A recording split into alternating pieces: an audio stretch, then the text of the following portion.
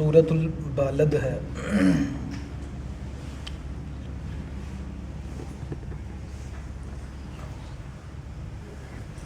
بسم اللہ الرحمن الرحیم۔ لا اقسم بہذا البلد، میں قسم اٹھاتا ہوں اس مکہ شہر کی۔ البلد شہر کی، اس سے مراد مکہ شہر ہے جو نبی کریم صلی اللہ علیہ وسلم جس میں رہتے تھے۔ وَأَنْتَ حِلٌّ بِهَذَا الْبَلَدِ، آپ اس شہر کو حلال کرنے والے ہیں کہ مکہ جو ہے، مکہ اور مدینہ یہ حرم ہے، تو یہ مدنی دور میں حلال ہوا۔ اللہ تعالیٰ نے نبی کریم صلی اللہ علیہ وسلم کو تھوڑی دیر کے لیے اجازت دی، لیکن یہ دور جو صورت ہے یہ مکی ہے، نبی کریم صلی اللہ علیہ وسلم کی ہجرت سے پہلے نازل ہوئی، لیکن آپ صلی اللہ علیہ وسلم کو خوشخبری دی جا رہی ہے کہ ابھی تو یہ مکے والے آپ کو تنگ کر رہے ہیں، ایک وقت آئے گا آپ اس مکہ کو فتح کر رہے ہوں گے، آپ نے اس مکہ کو فتح کرنا ہے، اور ایک گھڑی کے لیے یہ آپ کے لیے حلال ہوگا۔ وَوَالِدٍ وَمَا وَلَدَ، اور قسم ہے والد کی اور جو اس کی اولاد ہے۔ اس سے مراد آدم علیہ السلام اور آدم علیہ السلام کی جتنی بھی اولاد ہے ساری کی ساری ہے۔ ایک تو یہ اس کا مفہوم ہے کہ آدم علیہ السلام اور آدم علیہ السلام کی جتنی اولاد ہے۔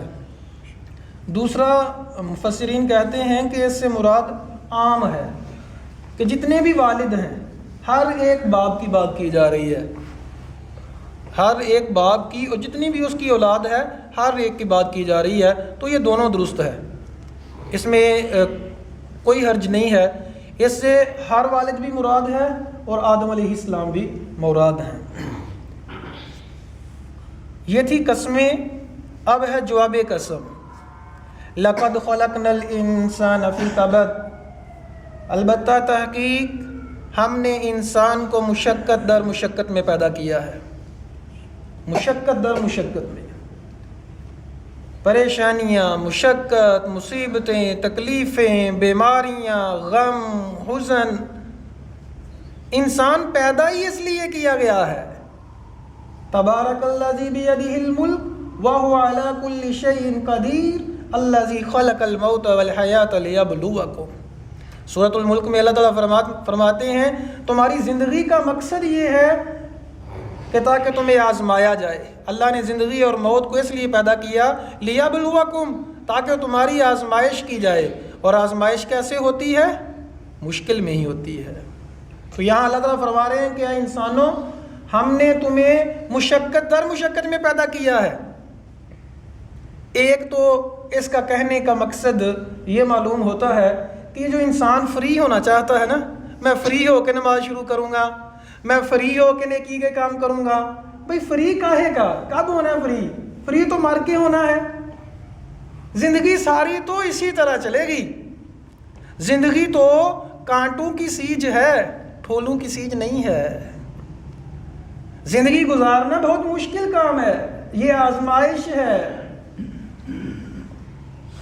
زندگی گزارنا یہ سیکھنا پڑتا ہے، دوسرے کام جس طرح سیکھتے ہیں۔ تو اللہ تعالیٰ نے یہاں فرمایا کہ لَقَدْ خَلَقْنَا الْإِنسَانَ فِي كَبَدٍ، یہ جواب قسم ہے۔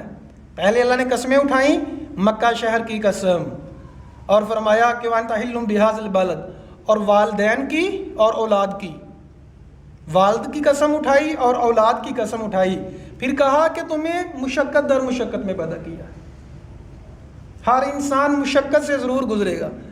بچہ جب پیدائش ہوتی ہے اگر روتا ہے تو کہتے ہیں ٹھیک ہے، اگر روتا نہیں ہے تو پریشان ہو جاتے ہیں۔ کیوں؟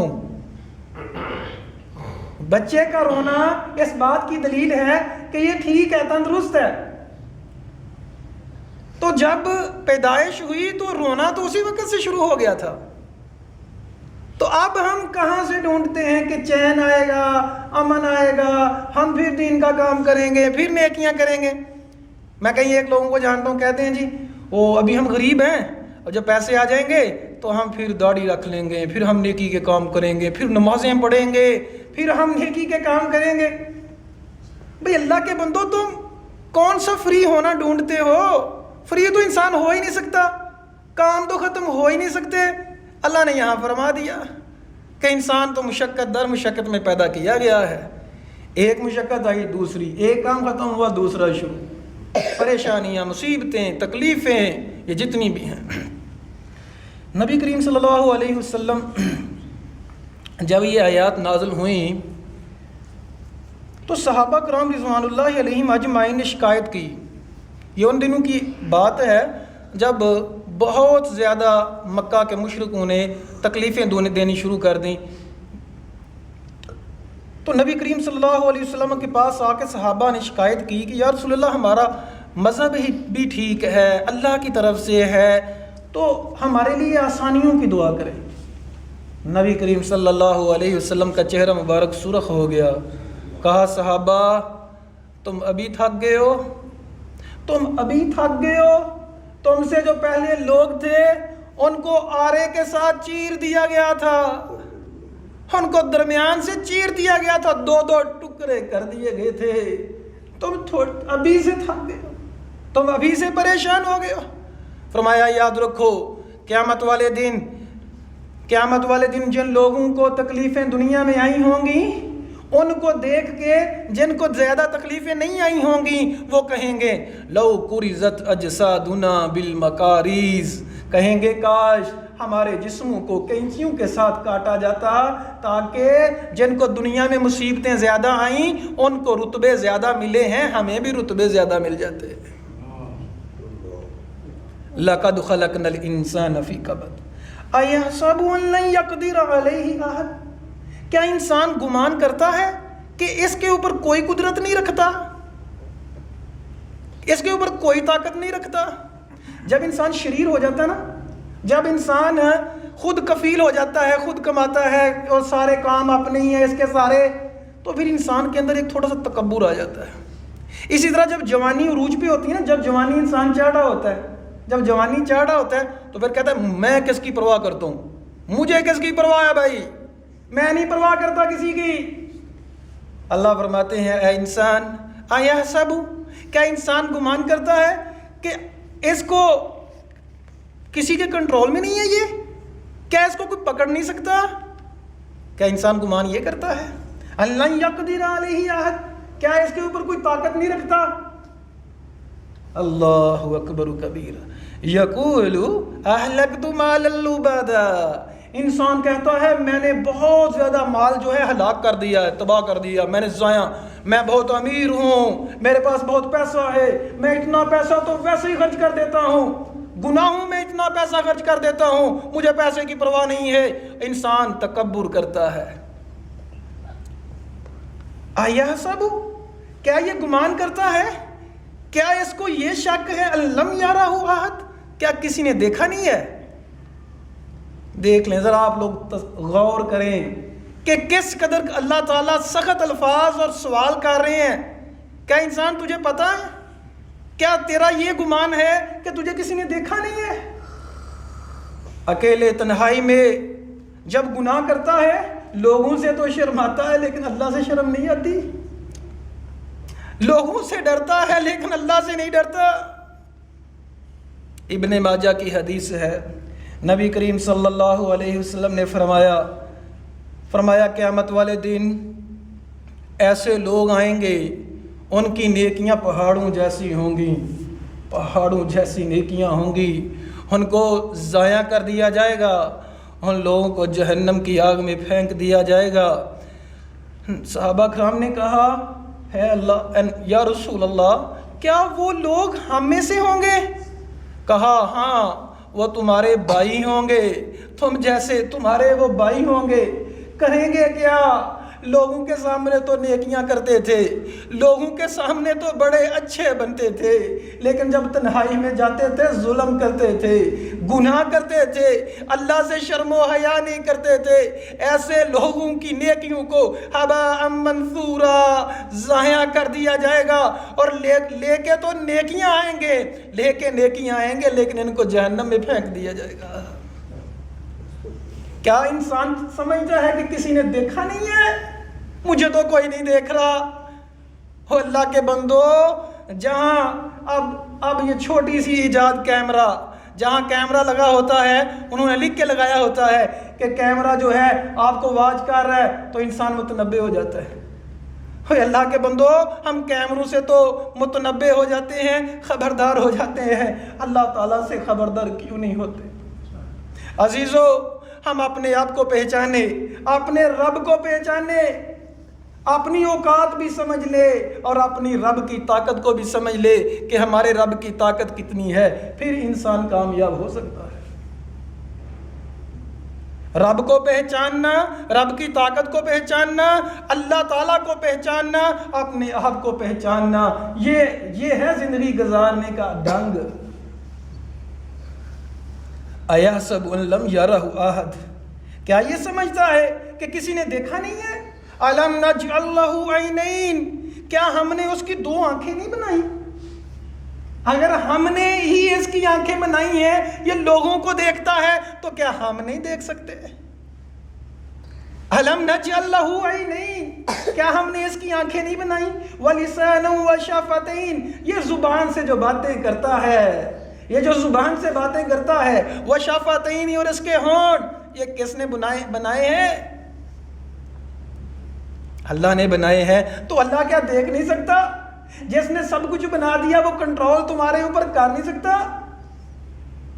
کیا اس کا اختیار نہیں ہے؟ زبان کے بارے میں اور آنکھوں کے بارے میں بہت بڑی نعمتیں ہیں، یہ گنوائی جا رہی ہیں انسان کو۔ ایک تو یہ بتایا جا رہا ہے کہ اے انسان، اللہ نے اگر تیری آنکھیں بنائی ہیں تو لوگوں کو دیکھتا ہے، تو جو بنانے والا ہے وہ تم سب کو واچ کر رہا ہے، تم سب کو دیکھ رہا ہے، اللہ دیکھ رہا ہے۔ وَلِسَانٌ وَشَفَتَيْن، اور جس زبان سے تم تکبر کرتے ہو، ہونٹوں سے بولتے ہو، زبان سے باتیں کرتے ہو اور تکبر کرتے ہو، اکڑ آتی ہے تمہارے اندر، یہ زبان کس نے بنائی ہے؟ قیامت والے دن زبان بول بول کے کہے گی، ہونٹ بول بول کے کہیں گے، ناک، ہاتھ، پاؤں، ہر ایک چیز بول بول کے گواہی دے گی، اے اللہ یہ تکبر کیا کرتا تھا۔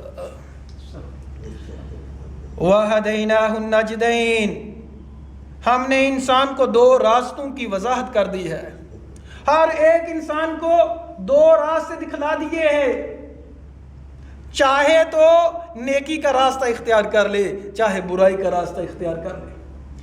کبھی ایسا نہیں ہوگا، چاہے انسان جتنا مرضی گنہگار ہے، جتنا مرضی گنہگار ہے، اگر مسجد آنا چاہتا ہے، مسجد اس کے لیے کھلی ہوئی ہے، فرشتے اسے پکڑ کے نہیں کہیں گے تو تو شیطان کا آدمی ہے، تو گنہگار ہے، کبھی نہیں کہیں گے۔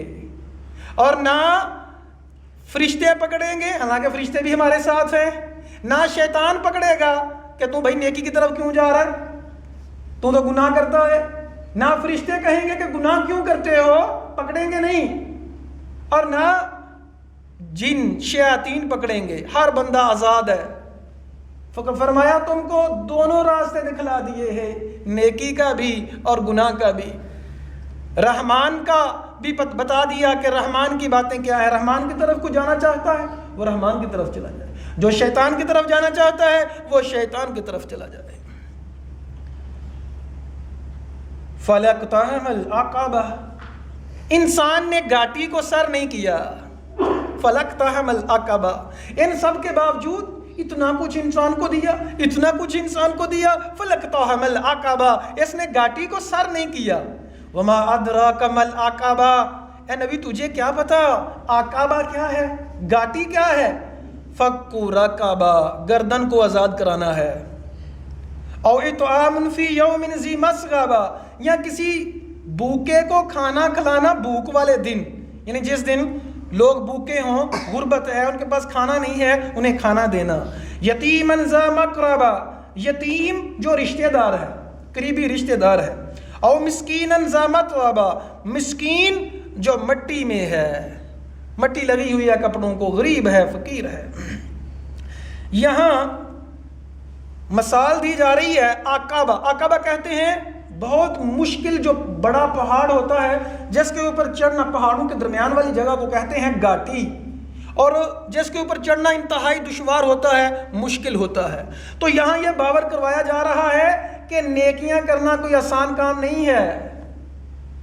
نیکیاں کرنا رحمان کی طرف آنا، بتایا نا کہ دونوں راستے ہیں، ایک شیطان کا ہے، ایک رحمان کا ہے، ایک نفس کا ہے اور ایک رحمان کا راستہ ہے۔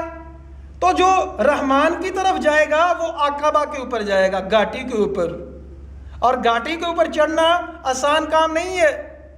اپنی خواہشات کو قربان کرنا پڑتا ہے، اپنے جسم کو، اپنی نیند قربان کرنی پڑتی ہے، اپنی زبان کو کنٹرول میں رکھنا چاہتا ہے، تکبر کا خاتمہ کرنا پڑتا ہے، اپنی خواہش کے الٹ چلنا پڑتا ہے۔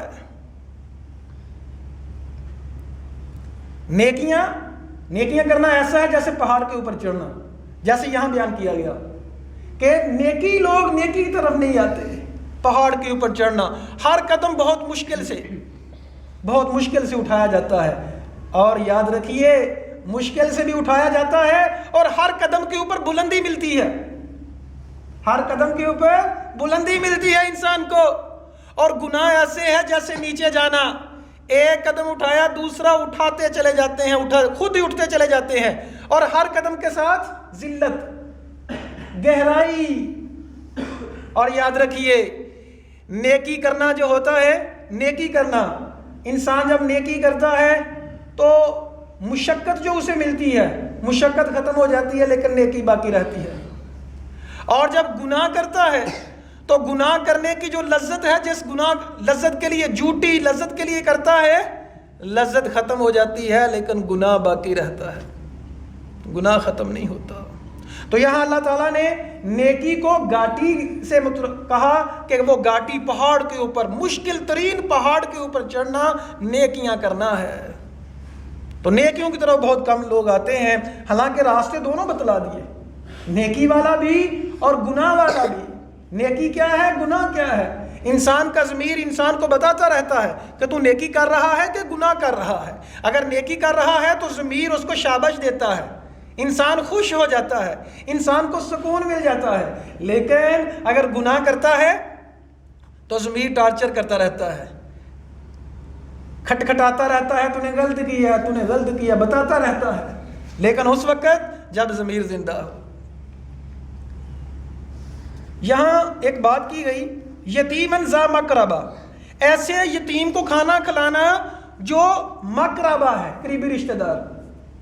نبی کریم صلی اللہ علیہ وسلم نے فرمایا، ابو داؤد ترمذی کی حدیث ہے، فرمایا عام شخص کو کھانا کھلانا، عام شخص کی خدمت کرنا، اس کی مدد کرنا، وہ ایک ثواب ہے، اور اپنے رشتہ دار کی مدد کرنا یہ ڈبل ثواب ہے۔ ایک ثواب ملا اسے خرچ کرنے کا، صدقہ کرنے کا، اور ایک ثواب اسے ملا رشتہ داری کو ملانے کا۔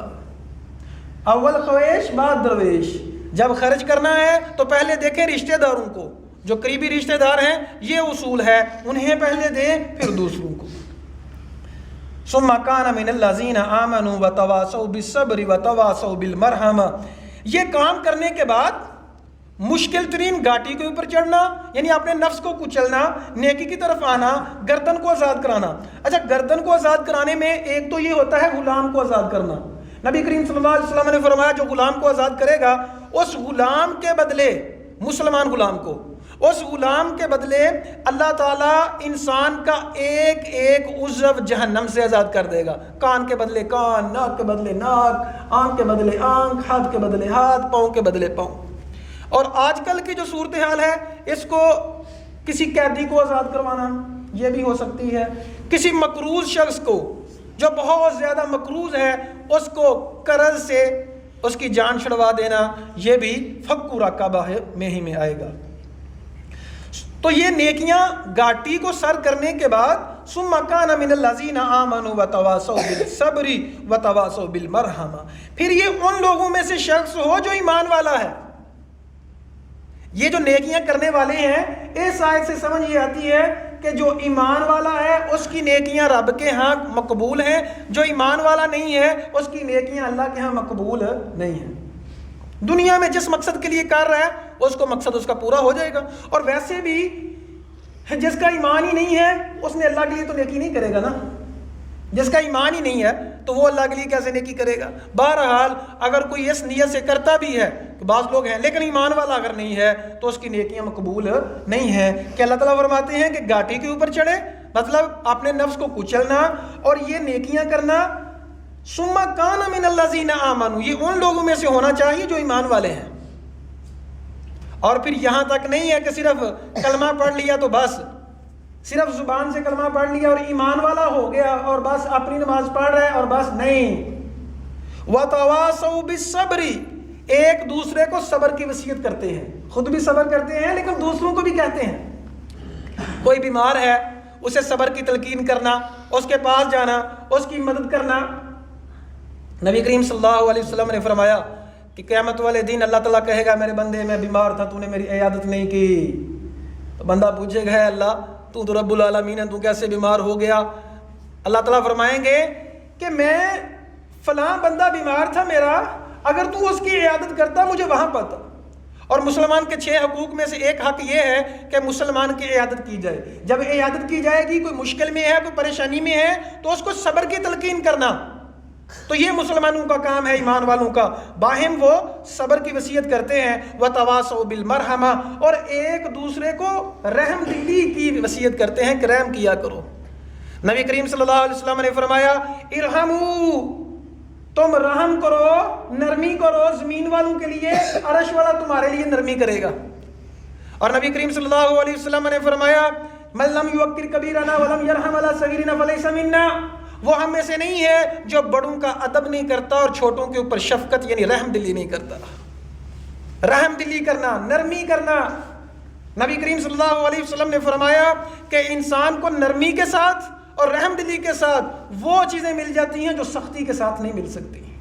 رحم دلی، نرمی، پیار، محبت، مودت، ایک دوسرے کو خود بھی کرنا اور دوسروں کو کہنا بھائی نرمی کرو، رحم دلی سے پیش آؤ، سختی نہیں کرو۔ اولئک اصحاب المیمنہ، یہی لوگ ہیں دائیں ہاتھ والے۔